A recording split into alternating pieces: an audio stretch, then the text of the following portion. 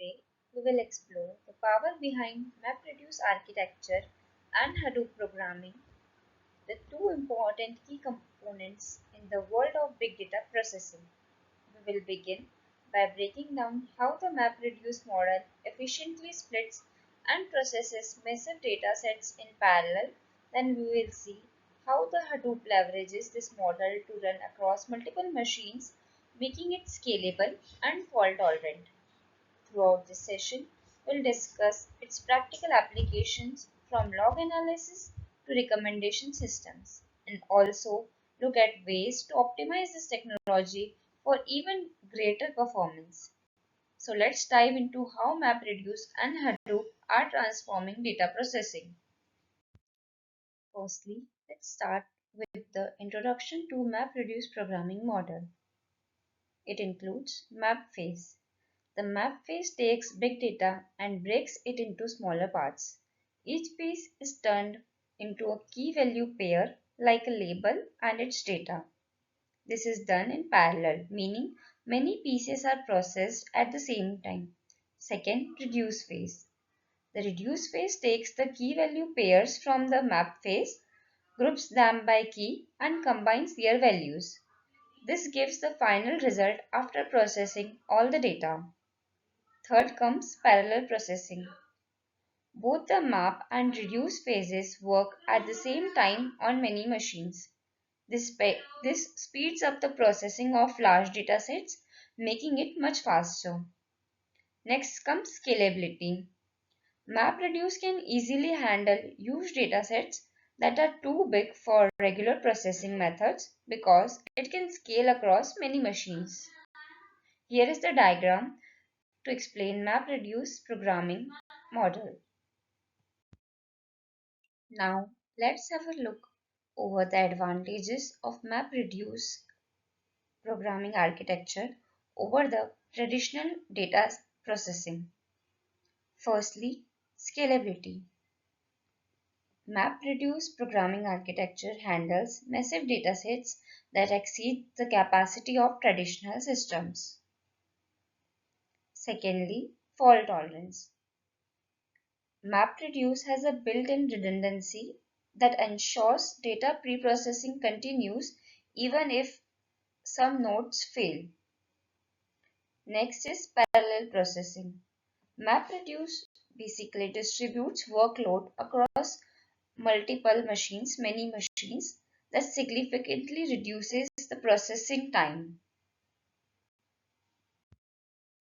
Next, let's have a look over the components of Hadoop ecosystem. Basically, there are four major components which are HDFS, Yarn, MapReduce, and some other components. HDFS stands for Hadoop Distributed File System. It stores data across a cluster of machines which provide high fault tolerance and scalability. Yarn stands for Yet Another Resource Negotiator. Yarn manages cluster resources and schedules jobs, which ensures efficient utilization of available computing power. Next is MapReduce. It is a programming model for processing larger datasets in parallel, that is on multiple machines. There are some other components also, which includes tools like Hive, Pig, and Spark for data querying, data analysis, and data preprocessing. Here is a diagram for Hadoop ecosystem.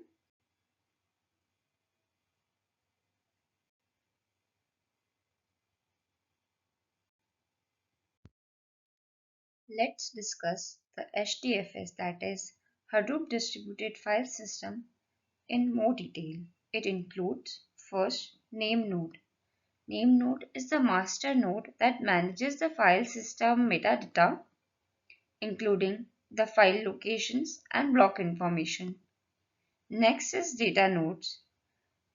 Data nodes workers. These are the worker nodes that stores the actual data blocks. Here, replication ensures data redundancy and fault tolerance. Next is client. Client is interface for users to interact with the Hadoop distributed file system, which requests file access and data preprocessing. Let's now have a look on MapReduce programming with Hadoop. Firstly, input data, that is, the data is taken as input and is loaded into the Hadoop distributed file system that is ready for processing.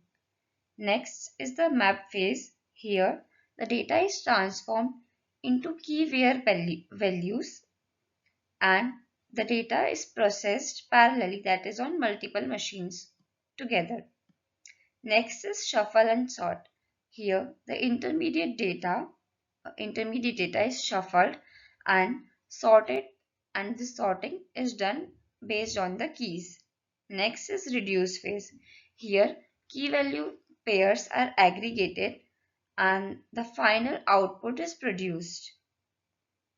Output data is the next phase. Here, the processed data is written back to the Hadoop distributed file system or to the output destination. Here comes some optimization techniques to optimize the performance of Hadoop. First is data locality. Data locality is to minimize data transfer by processing the data on the same node where it is stored.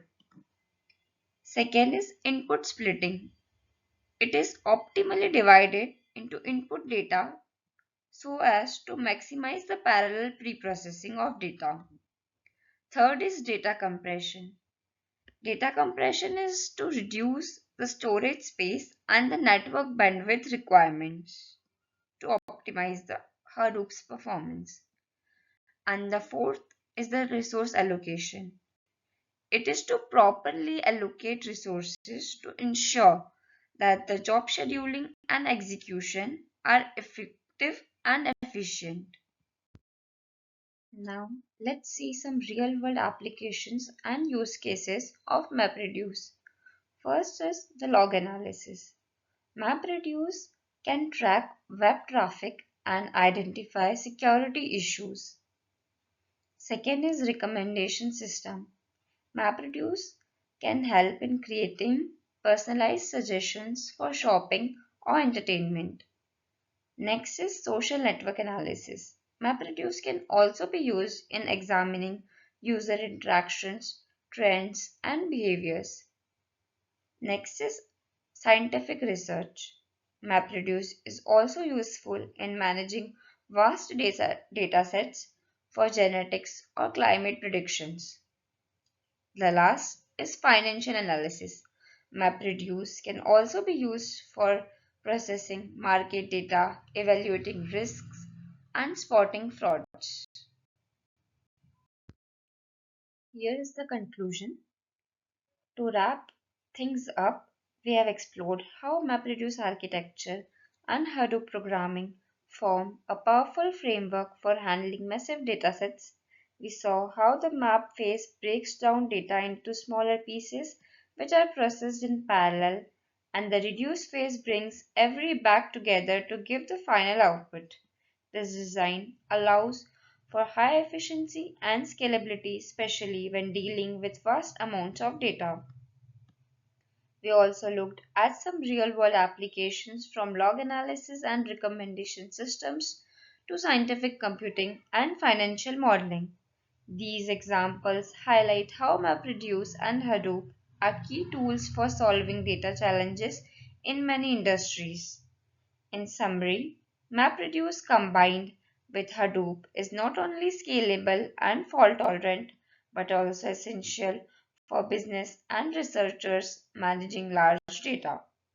With ongoing improvements and optimizations, it will continue to play a crucial role in big data processing in the future. As we come to the end of this presentation, I would like to take a moment to thank you for your time and attention. We have covered a lot today about MapReduce architecture and Hadoop programming, exploring how these technologies help to manage massive data sets effectively and efficiently. Hope this session gave valuable insights into how these tools are shaping the future of big data processing and their real world applications. Once again, thank you so much.